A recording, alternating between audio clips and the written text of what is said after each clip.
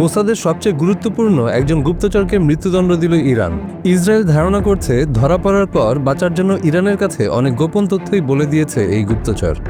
Israel ও যুক্তরাষ্ট্রের সাথে 12 দিনের যুদ্ধের পরবর্তীতে কোনো এক সময়ে তাকে গ্রেপ্তার করে ইরান। ইরান সরকারের ভাষ্যমতে দণ্ডিত ব্যক্তি মোসাদের সবচেয়ে গুরুত্বপূর্ণ গুপ্তচরদের একজন ছিলেন। গত সোমবার ইরানের বিচার বিভাগের ওয়েবসাইট থেকে এ তথ্য জানা যায়। আদালতের ভাষ্যমতে অভিযুক্ত বাহমান চৌবিয়াসল সরকারের টেলিযোগাযোগ সংক্রান্ত সংবেদনশীল প্রকল্পগুলোর সঙ্গে যুক্ত ছিলেন।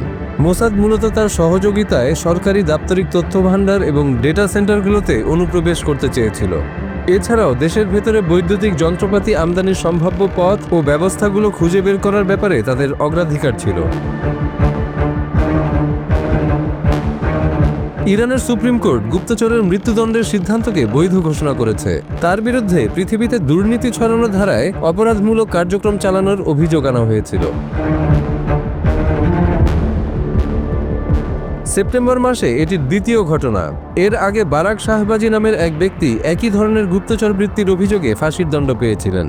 তবে অনেক নাগরিক অধিকার কর্মীর মতে শাহবাজিকে উদ্দেশ্যমূলকভাবে ভুল তথ্যের সঙ্গে জড়িয়ে উপস্থাপন করা হয়েছে, যাতে চাপ সৃষ্টি করে তার কাছ থেকে একটি মিথ্যা স্বীকারোক্তি আদায় করা যায়। ইরানের সঙ্গে ইসরায়েলের সম্পর্ক দীর্ঘদিন ধরেই ছায়াযুদ্ধের মতো চলছে। জুনের শুরুতে তাদের মধ্যে 12 দিনের যুদ্ধ হয়।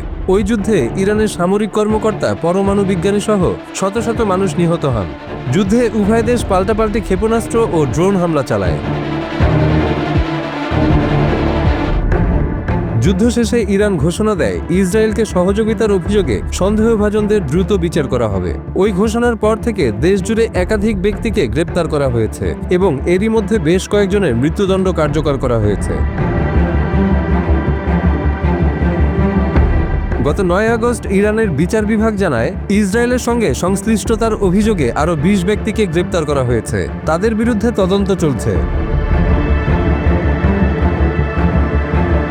অভিযুক্ত ব্যক্তি শুধু সশস্ত্র বা স্নায়বিক হামলার প্রস্তুতি নয়, বরং তথ্য প্রযুক্তি ও যোগাযোগ মাধ্যম ব্যবহার করে অবৈধভাবে তথ্য সংগ্রহ, সরবরাহ এবং রাষ্ট্রের গোপন নেটওয়ার্কে অনুপ্রবেশের পরিকল্পনায় যুক্ত ছিলেন।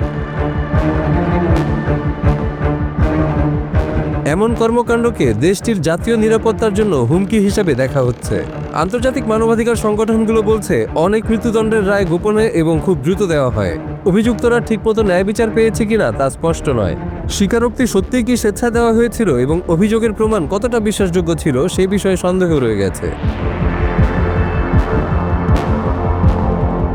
অসলো ভিত্তিক ইরান হিউম্যান রাইটস এবং ওয়াশিংটন ডিসি ভিত্তিক Abdur Rahman Boroumand centre for human rights in Iran জানিয়েছে 2025 সালে ইরানে 1000-এরও বেশি মৃত্যুদণ্ড কার্যকর হয়েছে। তবে তেহরান সরকার প্রতিটি মৃত্যুদণ্ডের তথ্য প্রকাশ না করায় প্রকৃত সংখ্যা আরও বেশি হতে পারে বলে উল্লেখ করেছে সংগঠন দুটি। এদিকে ইরানের সাধারণ মানুষ অর্থনৈতিক সংকট ও ইসরায়েলের সঙ্গে নতুন করে যুদ্ধ শুরু হওয়ার আশঙ্কায় রয়েছেন। প্রায় 1 দশক পর আবারও জাতিসংঘের নিষেধাজ্ঞার মুখে পড়েছে তেহরান। রাশিয়া ও চীনের বিরোধিতা সত্ত্বেও পশ্চিমা দেশগুলো ইরানের উপর চাপ বাড়িয়ে চলেছে।